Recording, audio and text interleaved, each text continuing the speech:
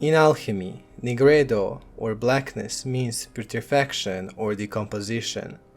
It was believed by alchemists that the first step towards the philosopher's stone required all ingredients to be cleansed and cooked extensively to a uniform black matter. But what does this nigredo phase mean for our psychological well-being? How does it operate in our unconscious? What are the implications of this process when viewed at the collective level? Is it the same as shadow work? What does the blackness represent? Let's uncover the truth to these and other questions in this episode of the Alchemy of Psyche series.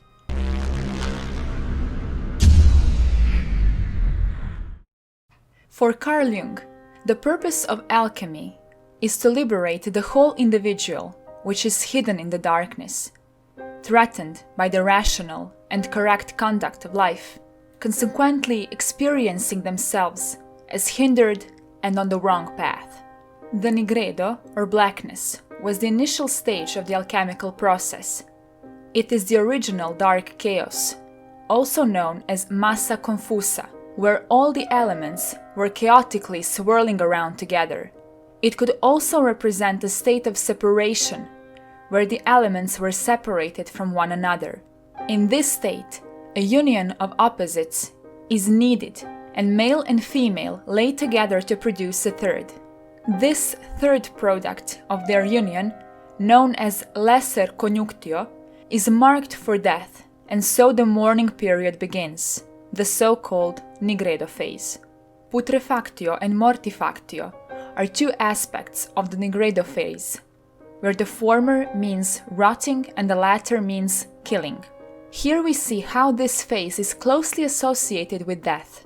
Saturn is the one who rules over the process of nigredo, and the opposites that need unification are the sun and the moon. Let's not forget that Saturn is also god of fertility. This means that an alchemical expression, our black earth is fertile earth, expresses the transformation of death into a new life. The head of a raven is another traditional name for the nigredo phase. In the practice of analytical psychology, the term nigredo becomes a metaphor for the dark night of the soul, when an individual confronts the shadow within himself. Carl Jung claims that the shadow personifies everything that the subject refuses to acknowledge about himself, and represents a tight passage, a narrow door, whose painful constriction no one is spared, who goes down to the deep well.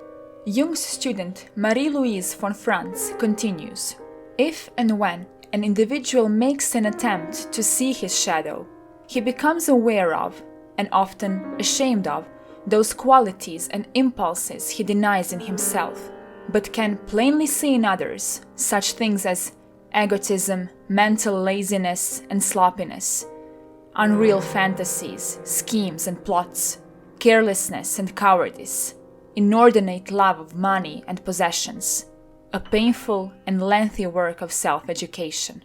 End quote. Before we continue, consider smashing the like and subscribe button if you want more content like this. Your support is highly appreciated.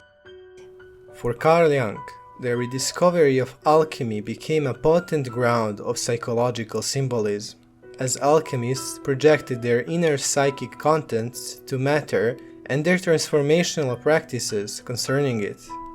The nigredo, that was the black work of alchemists, represented a critical involvement experienced by the ego until it accepts the newly formed equilibrium brought by the creation of the self.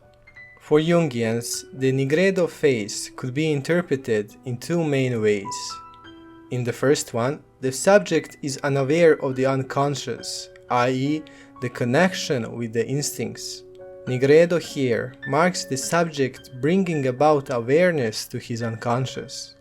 The second one says that the nigredo is a part of the individuation process, which is subjectively experienced and brought about by the subject's growing painful awareness of his shadow aspects. It is a moment that is soaked in the depths of the despair as a prerequisite for personal development. Jung says that as the individuation unfolds, The confrontation with the shadow produces at first a dead balance, a standstill that hampers moral decision and makes convictions ineffective or even impossible. Nigredo tenebrositas, chaos, melancholia. End quote. As melancholy can arise when alchemically working on oneself, the alchemists advise the use of music to lift the soul. This reminds me of the movie Melancholia by Lars von Trier, who was influenced by psychoanalytic ideas and practice. In my opinion, the movie shows the weightiness of the Nigredo phase for its characters that are confronted with the planet Melancholia that is threatening Earth with collision. It shows the inevitability of confrontation between the conscious and the unconscious, between the mundane and unknown, between Earth and Melancholia. Please share some of your favorite movies with the Nigredo resemblance down in the comments.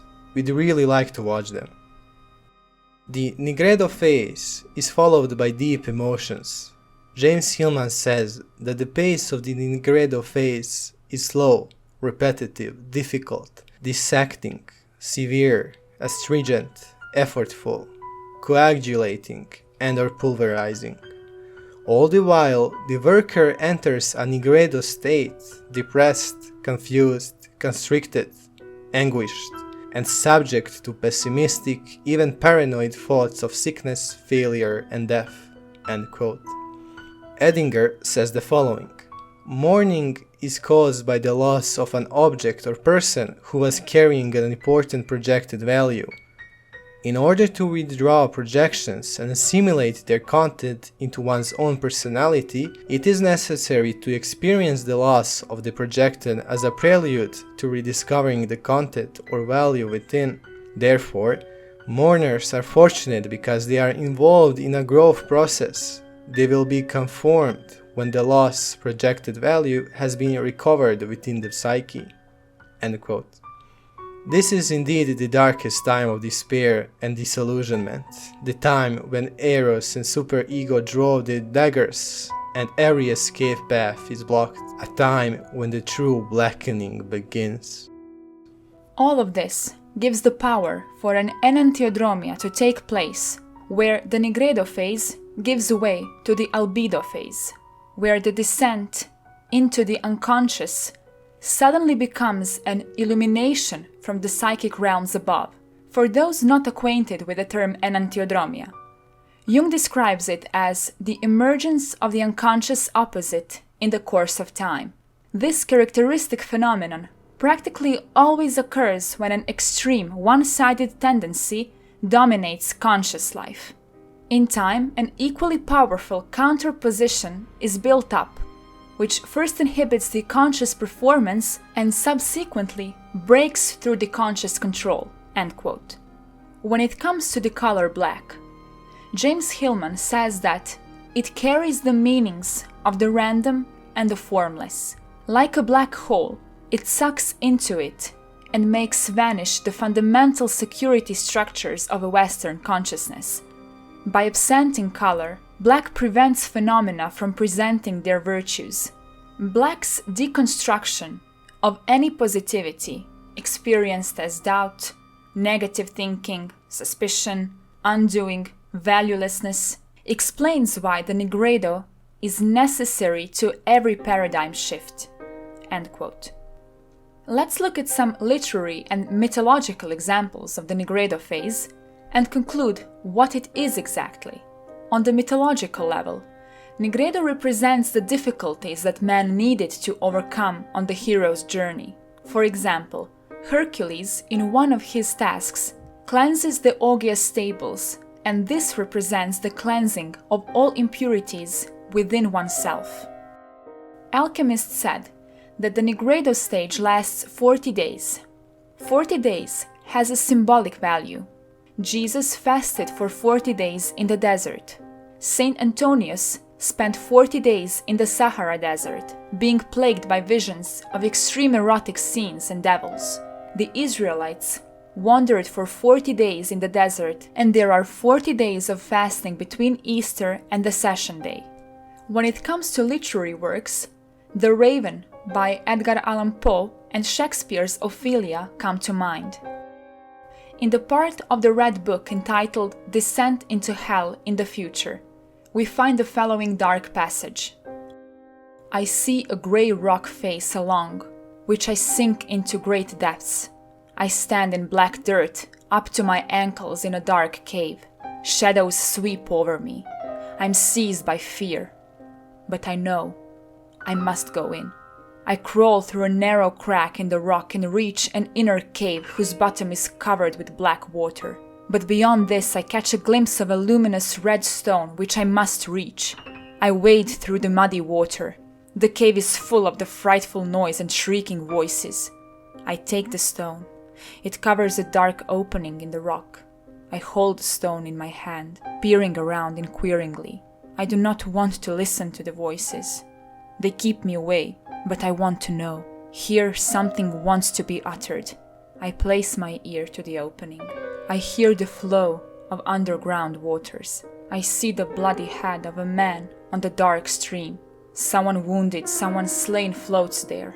I take in this image for a long time, shuddering. I see a large black scarab floating past on the dark stream. In the deepest reach of the stream shines a red sun, radiating through the dark water. There I see, and the terror seizes me. Small serpents on the dark rock walls, striving toward the depths, where the sun shines. 1,000 serpents crowd around, veiling the sun. Deep night falls. A red stream of blood, thick red blood springs up, surging for a long time, then ebbing. I'm seized by fear. What did I see? In conclusion, a Nigredo phase is a psychological process that can also be viewed as shadow work. Here, a problem is given full attention by being reduced to its core. It's not done purely in an intellectual manner, but an emotional one. Confrontation with our inner reality is often painful and can lead to extreme states of feeling. This confrontation makes us understand what we project to others and the world. It makes us become aware of our own darkness. Only through this process, where our false ideas and beliefs are burned away, do we become aware of what we really are. As Nigredo is the first stage of the individuation process, which alchemists believe to be the making of the Philosopher's Stone, it represents the transmutation of lead to gold, both psychologically and spiritually. This is it for today's video. If you enjoyed it, don't forget to like, share and subscribe. Thanks for rebuilding Olympus.